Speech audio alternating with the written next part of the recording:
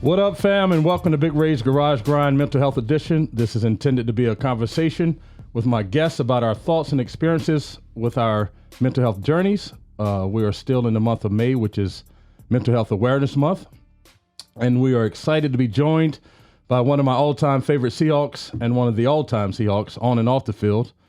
He's a Stanford graduate, signed with as an undrafted receiver with Seattle in 2011, finished here in 2018, fourth in franchise history in receiving yards, third in franchise history in receiving touchdowns, and led the league in touchdowns, I think, with 14 in 2015, right? And then two-time Pro Bowler, Super Bowl champ, Super Bowl 48 champion, CEO of Vault 89 Ventures, and CEO of Ventrek. Is that how you say Ventrek, it? yeah. Ventrek. And then also the founder of the Family First Community Center in Renton. He's a proud father, husband, and brother, certainly not just a football player. And we'd like to welcome Mr. Doug Baldwin to the show. Hey, I'm glad to be here. Appreciate you having me.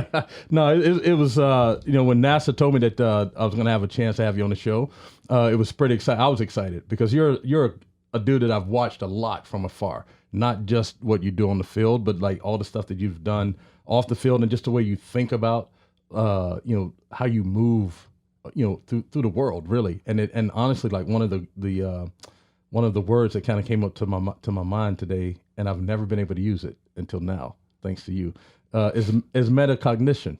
And people usually don't. It's an interesting word, but it's the process of thinking about what you're thinking. Yeah. And to me, that is Doug Baldwin. Like you seem like a dude that's very intentional and purposeful about how you move. And so I was like, man, like he embodies that word. I've never been able, it's an SAT word. You know what I'm saying? It's a good Scrabble word if you can get enough letters. And I was like, man, like I'm gonna get a chance to use this word with Doug. But no, it's great to have you. It's great to have you here. And like I said in the opener, this is about our mental health journeys. And so the next question I wanted to ask you, and this is kind of a fun thing, and I don't know exactly where you might sit with it, but this whole idea around Angry Doug. Yeah. Like, where did that come from? And what is that all about? Yeah. Honestly, I don't know who started that word. I obviously got wind of it on social media. But I think where it came from is I'm an ultimate competitor, and I say ultimate, I would like to say, if I'm boasting and bragging about myself, I'd like to say I'm an elite competitor, right? No, it doesn't matter what it is. If it's football, basketball, tennis, golf, which I haven't started yet because I know I'm going to be consumed with it when I do. Chess, checkers, it doesn't matter. I want to win, and people saw that. I was able to express that on the football field, but it also came out in a number of different ways. And yeah, you could look at my demeanor and my disposition on the football field, and you could say he's angry. Really, what it was is I was there to win. I'm only here to win. I don't care about anything else. I'm here to win. That sometimes came across angry when I felt like we weren't all on the same page. We weren't all moving in the same direction. But at the end of the day, it wasn't necessarily, angry, like negative angry to that degree. I just think it was a passion for trying to get a team, a culture moving in a direction so that we could be successful at winning. I got you. And it's interesting because it'd be, for me, when I played, I fought a lot. Like I was angry, like, and fought all the way through college, all the way through the NFL. And, but off the field, I was a totally different dude, and people couldn't sometimes reconcile the difference. And so for you, were you, I know you said you're competitive in checkers, and, we, at our house, we play ultimate, what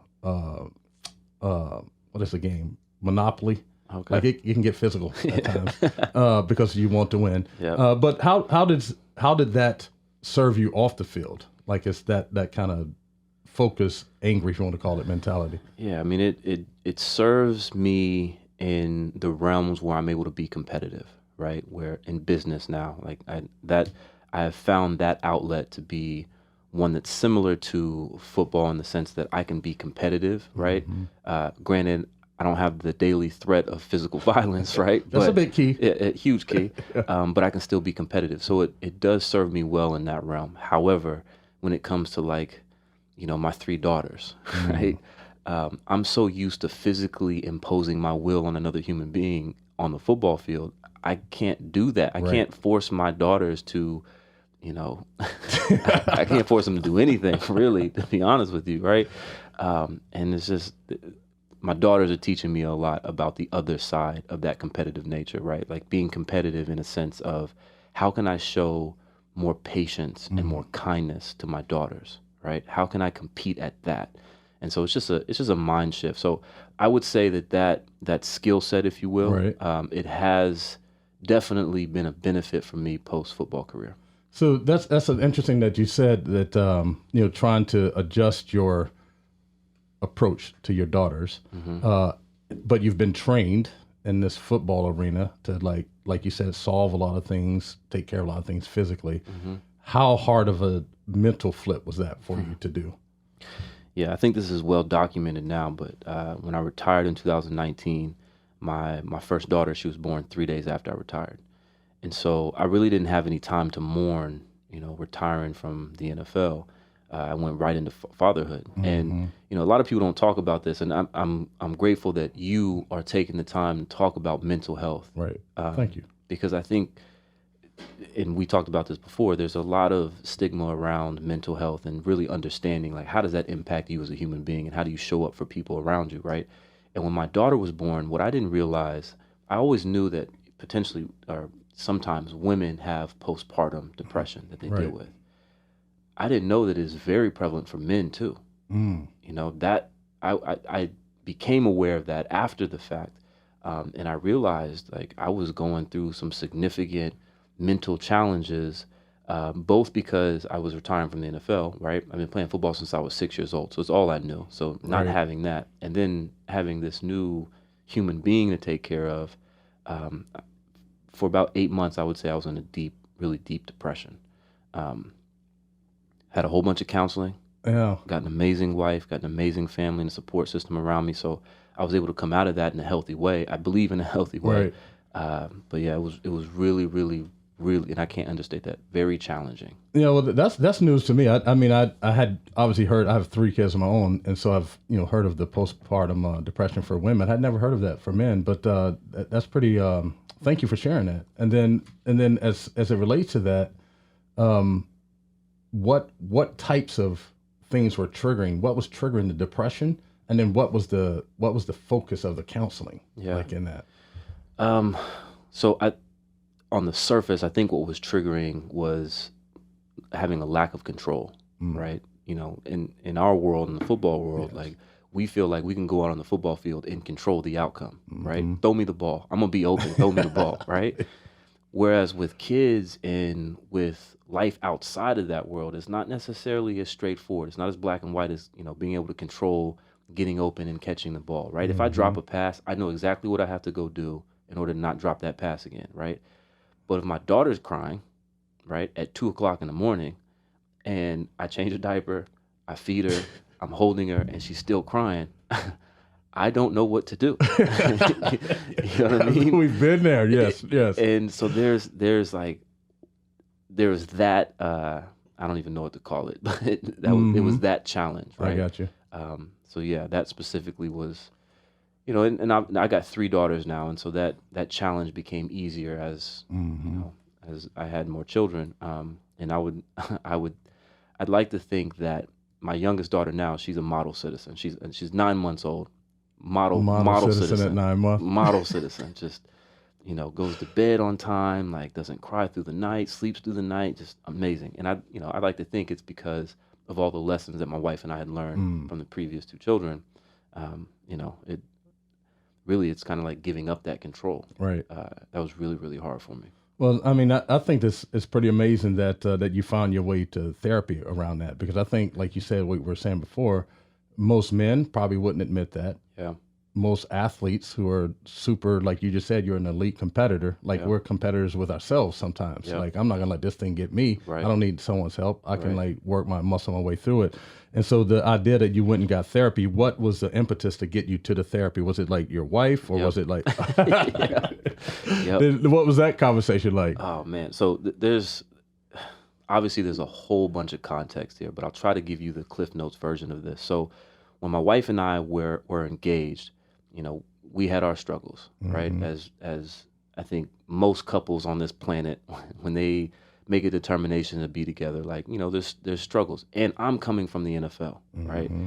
You can think about a 21-year-old coming to the NFL with a whole bunch of money, a whole bunch of attention and success at early on. Like there's a lot of stuff that comes with that, right? And challenges that you have. Feel yourself a little bit. Yeah, absolutely. I don't want to call it a God complex, but that's pretty much what it is. Like, let's be honest. Yeah. And so my wife was like, she was my fiance at the time. She's like, no, we need to go to counseling. We need to go and I give her all the credit in the world because it wasn't from a negative standpoint. It was just like, look, I want us to be as healthy as we possibly can, not only for us, as a couple, but also if we're planning on having children, we need to be better human beings for our children, right? And so that was the impetus for me. I got to be a better human being for my daughters. I didn't know I was going to have 3 daughters at the time, but for my children, right? And so she was the catalyst for that. And, the initial part was we went to go see a marriage specialist, right? So that was before we got married, just to kind of get everything kind of on some sturdy foundation, right? Uncovered a lot of things through that and realized like, oh man, there's a lot that I haven't even addressed with myself yet. And so through that, then we found individual counselors, and then we found another couples counselor because the one that we were seeing, like, you kind of had to graduate from that course or that class, if you will. And so, and I still have those counselors to this day. Right. We've been married. Have been married 5 years in July, and I don't know where we would have been if it wasn't for us seeking that counseling. And personally, me giving up that pride and that ego and saying, you know what, no, there's some stuff here that I need to deal with. And in order for me to be the best father and the best husband, the best man that I want to be, I need to deal with this. Yeah, I think it's important too, the way you just put that is the way you reference that the therapy for marriage wasn't from a negative perspective. Because a lot of people think of mental health as this bad thing. Yeah. And I think of it as like if you have a Ferrari and the oil gets low, you take it in to get the oil check and get more oil in it, so it performs the way it's supposed to perform. Yep. That's what we do as people. That's what you guys did as a couple. Like you were trying to prepare your parenting and marriage Ferrari to be its best self. Exactly. And so I think sometimes when it comes around to mental health, people think like, oh man, that means I'm crazy or like, all this other stuff. It's like, man, it's so much more than that. Yep. Like it can help you not feel that way, right? But it's also much more, it can be much more of a positive thing in your life than a reaction to something that you feel is negative. Yeah. And I'd even put it in another way, because I was actually having this conversation recently with a colleague of mine. We were just talking about, he's going through some struggles in his marriage. And I asked him if he was seeing a counselor, and he said no. And it's the same thing. Like counseling means I'm weak, right? Like we're on the negative scale. I said I don't look at it that way. And because he's my colleague in business, we were talking about it in the lens, the analogy of investment, right? It's like you make an investment, right? You put money, you put a commitment in this investment.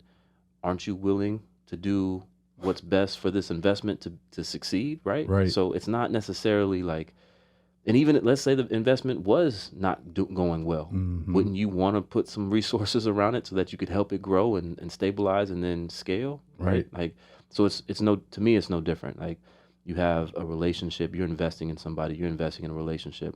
To your point, even if it was a Ferrari, right? You got to go make sure the Ferrari is running smoothly because you don't want to get down the road and then all of a sudden something happened because you weren't doing the work that you were supposed to be doing on the front end. Exactly. Yeah. Yeah, and I think it's too, the other thing that's important too, and especially speaking to the marriage piece, and then is that there are all types of relationships we go into, whether it's just your boys or your romantic one. We bring all our stuff with us. And then sometimes we're responding in a way that we don't understand why we're responding in that way. And so being able to go to to therapy or to have someone to talk to kind of dig down into those things to help uncover it, it helps you just show up as a better person. Better person as your best self, all Your the way full around. self. Exactly. Your full self. That's a good way to put it. And then thinking about that, we're going to go backwards a little bit, but this is the second interview. I interviewed Cliff Averill last week from Florida. Great football player. Somehow got out of the state of Florida. Yeah. And you're the same dude. Like out of the state of Florida, you end up in Stanford. Like how did such a great athlete, I'm sure you played other sports than just football, How did you get out of Florida to Stanford? And then what was that transition like, being away from family and like your kind of, comfort zones and things like that? Yeah, you said it. I mean, so long story short, a family member of a scout, or actually the father of one of the scouts that worked at Stanford, he worked at the Pensacola News Journal. And so he had, because he was working on the sports side of things, he had watched a few of my games, and he told his son, hey, you need to come look at this kid. And so they did, and I think it was during my spring game of my junior year, and they offered me shortly after that. And so they were the only D1A school to recruit me. And my mom, it was Stanford, she wouldn't let me pass that up, right? Yeah. So I had to go. Right. But yeah, that was a really challenging time in my life as well. Like you said, moving away, and I'm super close to my mom, my grandparents, my brother. He was 5 years old at the time I left. So it was really, really hard for me to leave them, right? Because I was so close to them. But I will say, even though it was really challenging, even though it was a culture shock coming from the South, in a very conservative part of Florida in the South, going out to California, had a whole bunch of challenges just adjusting to that. Right. It was probably one of the best decisions I've ever made in my life. Why would you say that? Because it really challenged everything about me. It challenged me getting out of my comfort zone, right? Not living up under my mom and my dad and depending on them for everything. Now I had to be an adult and really figure out my own way. And it wasn't as easy as driving home 3 hours to get home, right? No, I would have to get a plane and then probably fly to Atlanta and then fly to Pensacola or to Houston, you know what I mean? So it's not a quick trip home if I got a problem, right? So I really had to figure things out on my own. And so that kind of propelled me to be more independent and to see myself outside of my mom and dad in that way. Really growing into a man, right? And I don't think I would have been able to do that if I stayed closer to home, because I would have been leaning more on my family and kind of just, I don't want to say handicapped in that way, but to some degree mentally, I don't know if I would have grown and had evolved and developed as much as I did being away from home. Yeah, I think that's, like you said, it seems like the theme of this conversation so far is this positive perspective of mental health, because you just mentioned it again, right? This experience allowed you to grow mentally, to maybe that's toughness, or I don't use the word as mental toughness as much as I use mental flexibility, because toughness sometimes makes it sound like if I slip, I fall all the way back down to the bottom. Flexibility means it can go right, left, up, down. It's like the ivy growing up the side of a building. It goes all over, but eventually gets to the top. So that's kind of how I think about it. And so and when I was preparing for this, I was thinking of you in that way. I'm sure this dude has had some challenges, but man, he seems to manifest this mental health thing in a positive way. Yeah. And that's what is so just reading your story and just reading some of the things that you've done and been able to accomplish.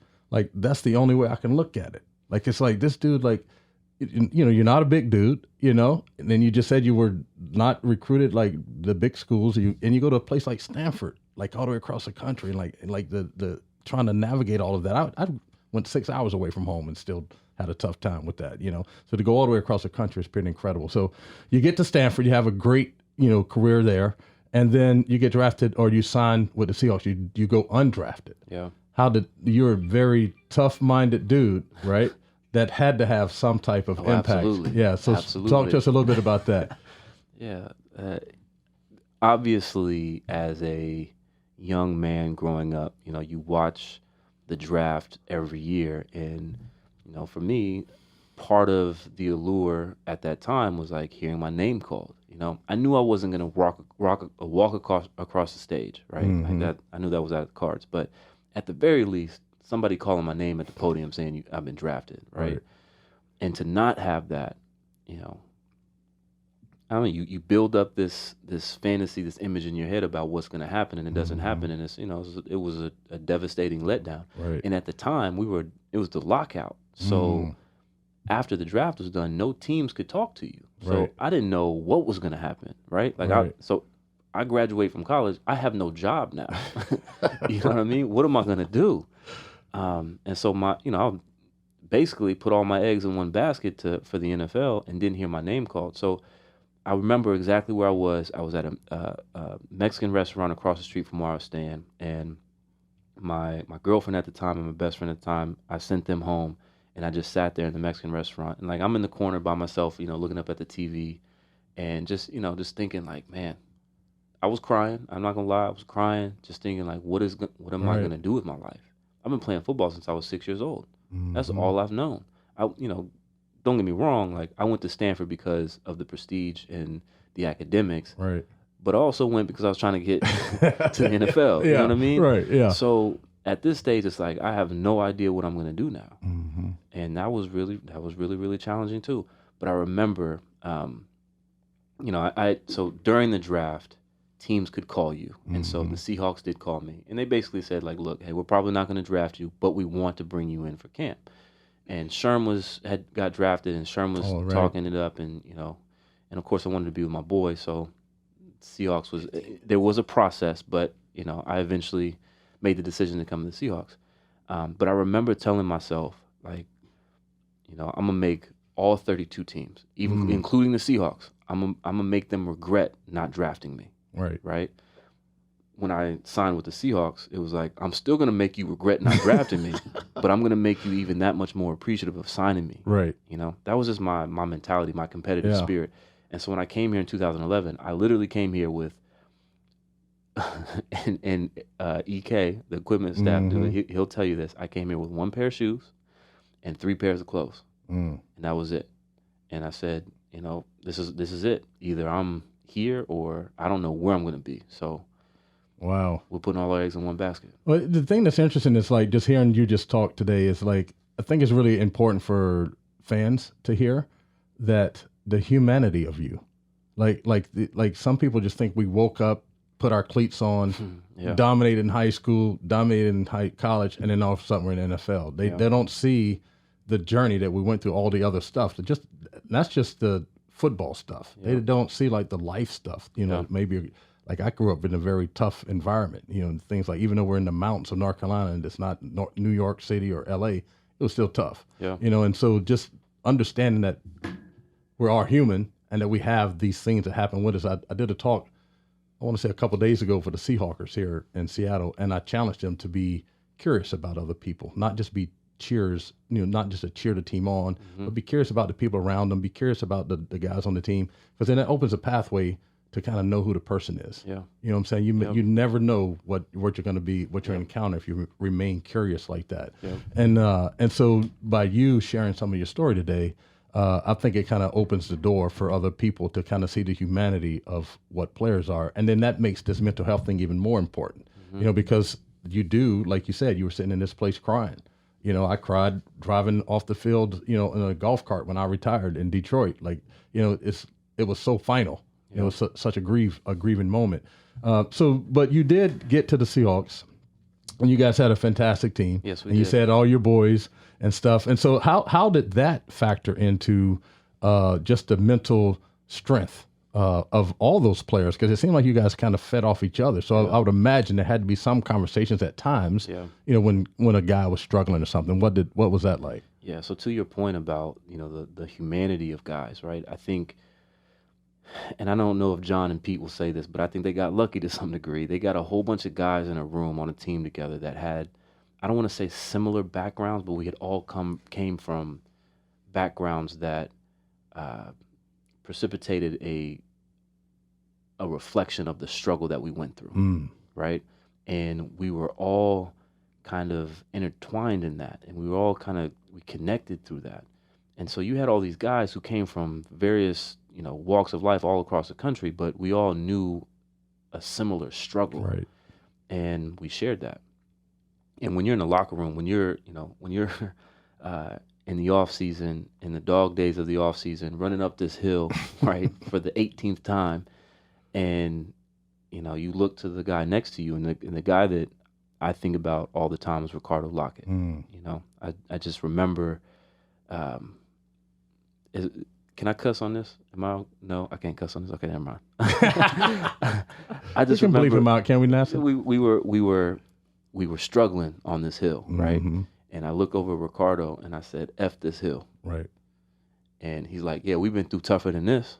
You know, and it was a bonding moment that it was subtle, and you look at it on the surface, and it ain't that much, right. but like when you do that over and over and over and over again, and you look at the guy and you recognize that that's your brother, you do anything for him. Yeah. Yeah. And even to this day, Ricardo's my brother. I literally, on the way to work this morning, I'm talking to him on the phone. Oh, that's cool.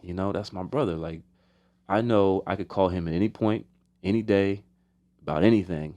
And he's in Atlanta right now. I know he would hop on a plane and come help me out, whatever I need. Yeah.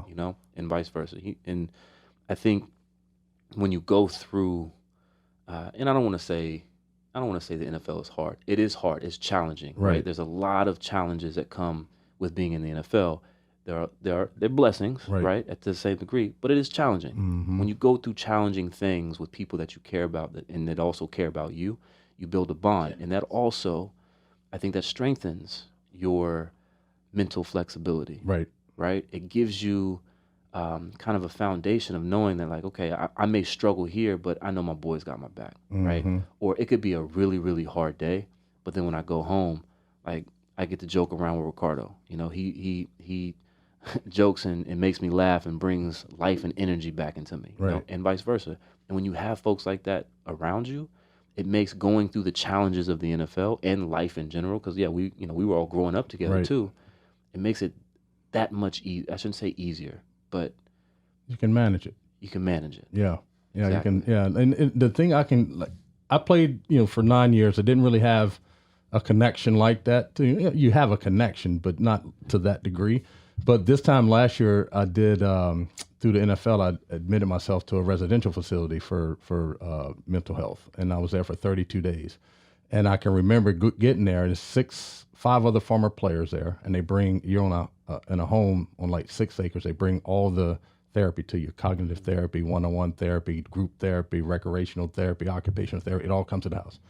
And I was walking in, I'm thinking like, man, like, what are these dudes going to think about me? And I didn't know any of them. And so I got there on a Thursday. So that Friday, they're like, hey, we're going to all go to the movies. And so one of the things I was suffering with was these panic attacks where I can't make myself leave the house. And so I'm just thinking like, dang, like if I can't go, that means we all can't go, because they're like either everyone goes or no one goes. Yeah. And so I came out, and so I'm 53 years old, body's beat up, I'm trying to be comfortable. I'm not the stylish dude I used to be. So I had like my little black Hokas on, like the sneakers, like really comfortable sneakers. And this one brother was like, yo, dang, look at Ray, man, he got those Hokas on like the old people and the diabetics wear.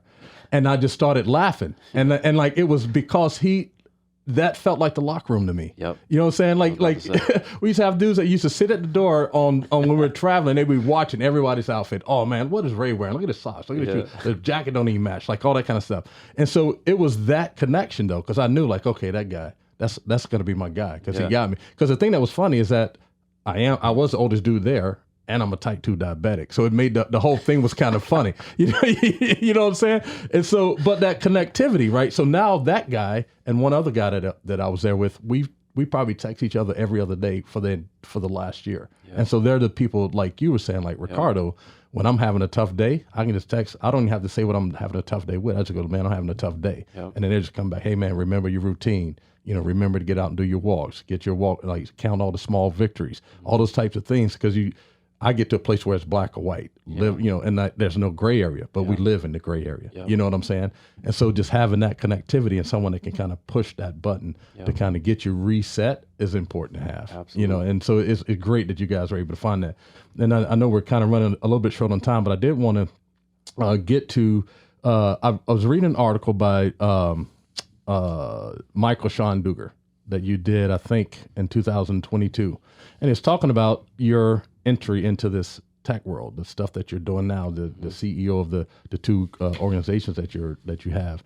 And I found like some really interesting comments in here. And one of them was you're talking about, I think one of the platforms provides like it's like a physical therapy platform, which also speaks to a person's mental health, to feel better, live better, all that kind of stuff. And then also, you were talking about when the Hewlett, is that how you say his name? Jerome Hewlett. Yeah, like how his words impacted you and how it made you feel like he saw the you. He saw the human in you. Yeah. Like talk to me a little bit about that. Yeah. How much time we got?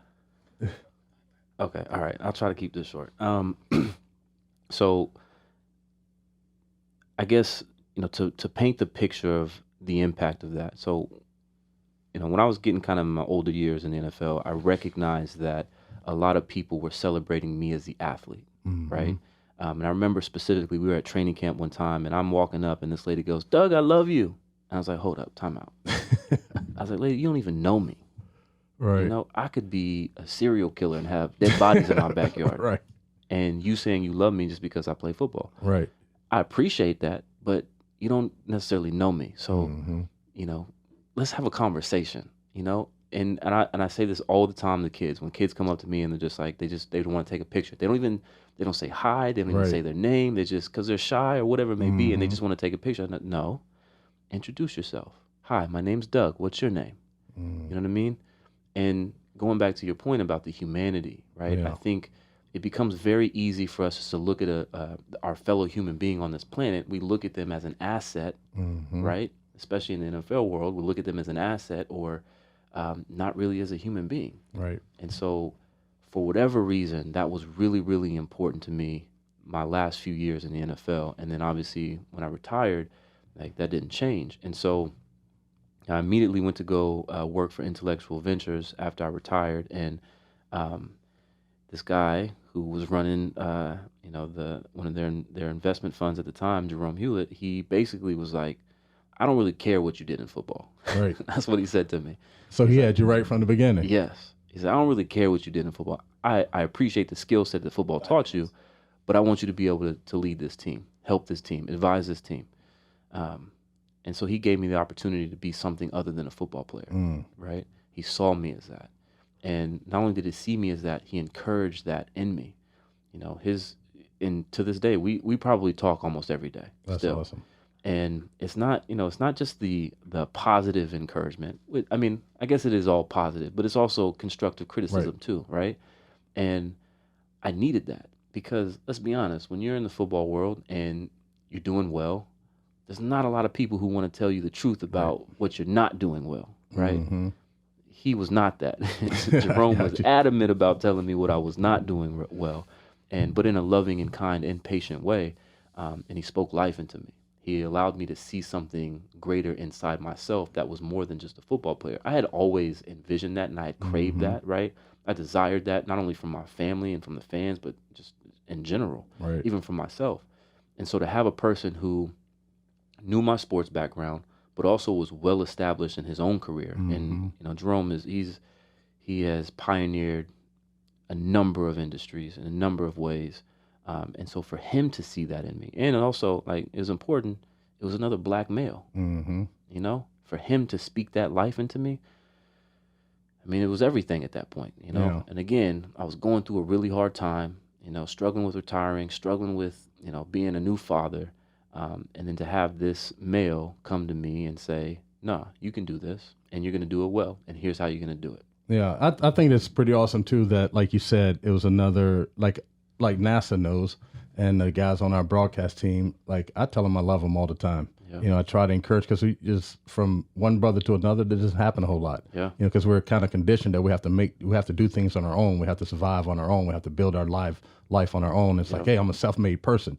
No one's self-made, There's someone always helping you along the way, whether it's a word of encouragement or just a little fist pump or something, And so this guy's words spoken to you in a way that it ignited that part of you that you really want people to know, that you really want people to see, which is another mental health thing, which adds to what you're talking about, the positivity of it that you come from. Like, I feel like it's all positive, like you said, but I came from this dark place where, man, I couldn't get out the house. I was stuck on the couch. I was full of anxiety and all this other kind of stuff.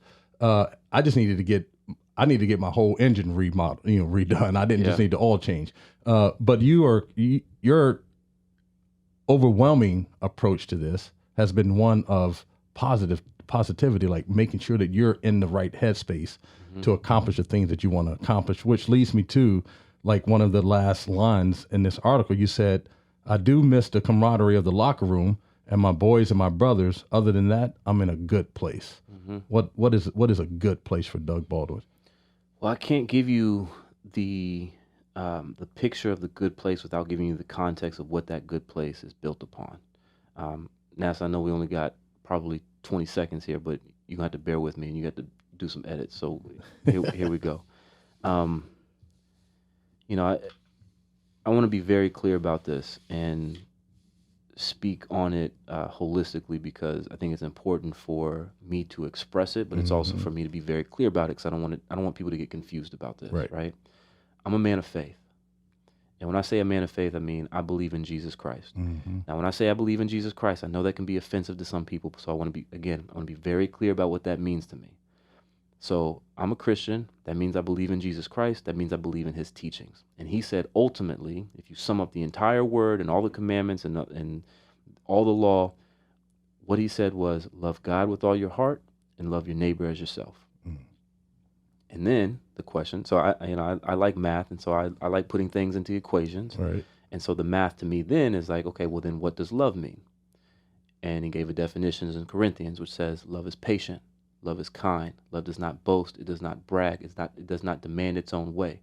It does not rejoice when injustice wins. It celebrates when justice wins out, right? And there's some more, but I think the key point there is that I believe in love. I believe in hope. So that positivity is not necessarily of me taking a conscious effort of saying like, find the silver lining. I got to be positive about this. It's not the effort in that way. It's I genuinely believe that there's something greater than this planet, than my life, and that I'm here to impact in a positive way, but also knowing that like there's suffering going on all around us.